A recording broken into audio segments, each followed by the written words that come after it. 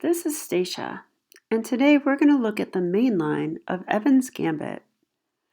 This is a line that comes from the Italian game and the Piano, in which white will sacrifice their b pawn in order to gain initiative and attacking chances. This is a very sound opening for a gambit, definitely. One of the best. And what we will do is take a look at the first 10 moves of the main line, and let's see what we can learn.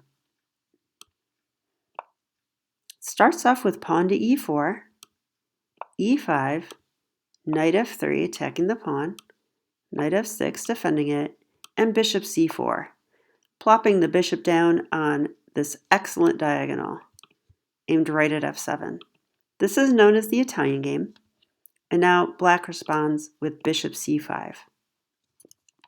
Now the other main move here that black will play is knight f6. So you won't get an Evan's Gambit if they play this, but you can play another interesting move, knight to g5. And this is the two knights defense, knight attack, and I'll feature this in another video. But for this one, bishop c5. And now let's discuss white's moves. The main line is c3. White also plays d3 here. Castles is also a move. These are all normal and totally fine. But we're going to play something crazy. b4. Boom. If black isn't expecting this, they're going to be in for a surprise because this is very dangerous territory they're entering. So white is giving away a free pawn. Why would white do such a thing? Well, number one, it gains time.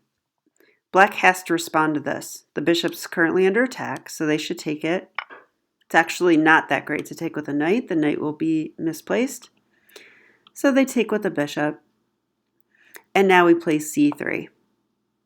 So just like the main line of the Italian, we want to play c3 and d4. But now c3 comes with tempo.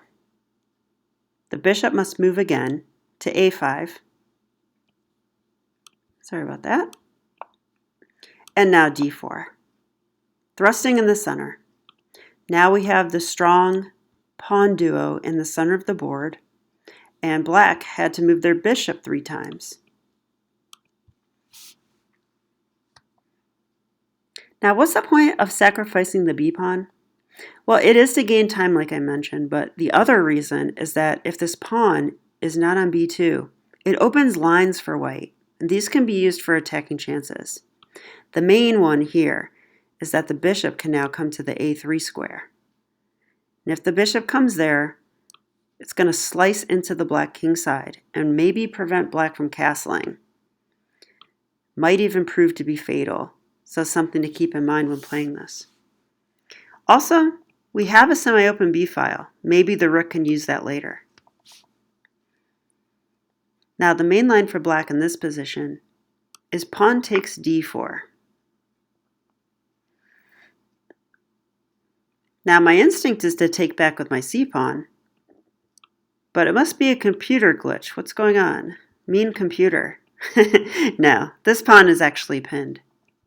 So white castles. This breaks the pin. And now things start getting interesting. Black plays the move knight g to e7. This is a strange looking move. Okay, knight f6. This is the best square for the knight.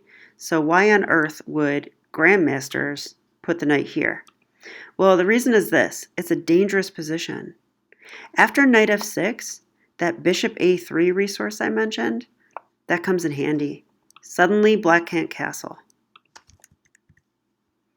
So black plays knight g to e7. Now if I go bishop a3, they can actually castle in the next move. And you could argue that black's fine now, and that we don't have enough for the sacrifice of a pawn. So let's look. After knight g to e7, we need something better. We need something interesting. And guess what? The Evan's Gambit doesn't disappoint. Knight to g5. This is the main line. Okay. I used to be a d4 player, so I'm not used to this. This attacks f7. And honestly, it looks like a beginner move when you first look at this move. I've faced this in a blitz game, this exact position, and I was black and I quickly scoffed and castled and said, "You are a beginner. I just defended it with my rook. Who cares?" And then when they played queen to h5, I said, "Wow, such a beginner move." And then I realized, wait a minute, I'm in huge trouble. Yeah, this is actually a fork. They're forking queen h7 mate, and they're adding a third attacker on the f7 pawn. So with all that pressure there, guess what? White's actually winning. And I'll feature this trap line in another video. But for now, let's assume our opponents don't blunder and they play the best move, d5. So this is what they do in the main line, and it's a good move. d5 is basically it's a freeing maneuver, and it's a tempo move on the bishop. Opens up the light square bishop, so it helps with development. And it buys black a little bit of time. The best move here is to take the pawn.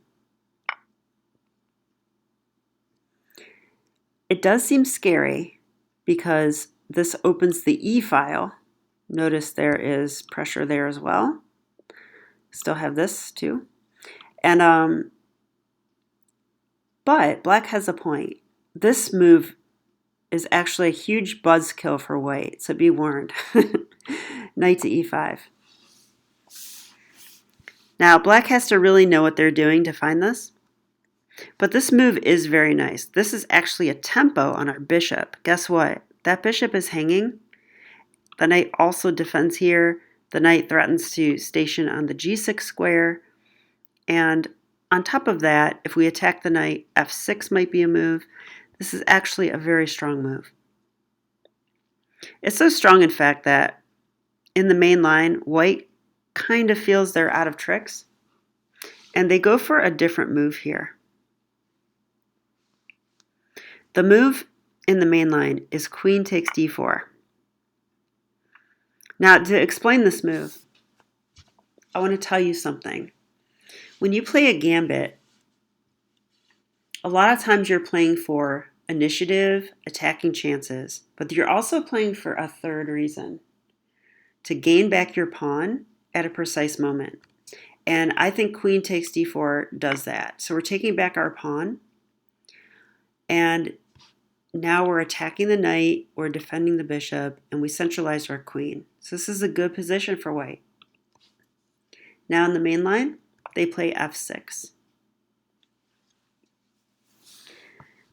Again, a funny looking move to make, and not a desirable one. But this is actually move 10. So to understand this move, we basically have to understand that black really, really, really wants to castle, but they can't. Their knight's under attack. And if they take the bishop right away, guess what? Queen d4 served another purpose. We can now take on g7. This looks definitely very threatening, especially with this coming. So it actually turns out that black's best move is f6, not something that you want to play with the black pieces. Creating more weaknesses, specifically the e6 square, but also opening things up for the bishop. And now I'll show some final moves, just because I like you guys. So I usually go to move 10 in these openings, and f6 is move 10 for black, but here it goes rook e1. Black plays bishop b6, tempo on the queen, makes sense. Queen h4 is played, and now the move knight takes c4. So take the bishop, queen takes, and guess what? This line actually does go into a piece sacrifice with pawn takes g5. Now I will tell you, this is still the main line, and the computer actually says positions equal. So that goes to show you just how dangerous this still is. Like, for example, we could actually play d6 right away. That's going to be pretty threatening, attacking the pin piece. But I think we'll stop here, and I'm just going to review the line very quickly so we can burn this into our brains. Okay, so here we go. e4, e5, knight f3, knight c6, bishop c4 is the Italian, bishop c5 is the Guacapiano, and it's in this moment that we play b4. This is now the Evans Gambit. Black will take with their bishop. We play c3, attacking it. He steps back, and we play d4. Now black takes. We're pinned, so we need to get out of the pin. So castles is played. Also, just to throw in, queen b3, very interesting move here, and probably the one I'll be playing myself. But the main line is takes, castles, knight g to e7, and knight to g5. Now remember, black can't castle because queen h5 wins for white. So they have to play d5. Now we take, and knight e5 is a beautiful move. So defending, attacking, centralizing, just a very nice move. Queen takes d4. Now we have our pawn back.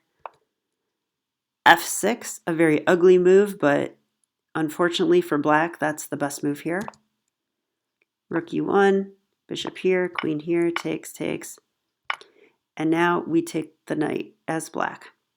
And here I'm pretty sure we regain our material, but you probably won't see this exact position, but I hope that you got some ideas from the video. And if you're interested in seeing more, I could continue from this point. Just let me know in your video, in the comments, if you'd like to see that.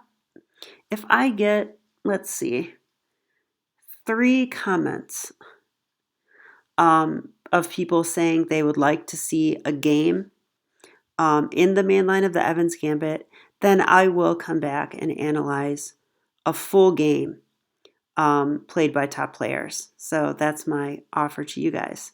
All right, well, I hope you enjoyed the video. This is Stacia Melinda with Chess is Best, and I hope you have a great day, and I'll see you next time. Bye.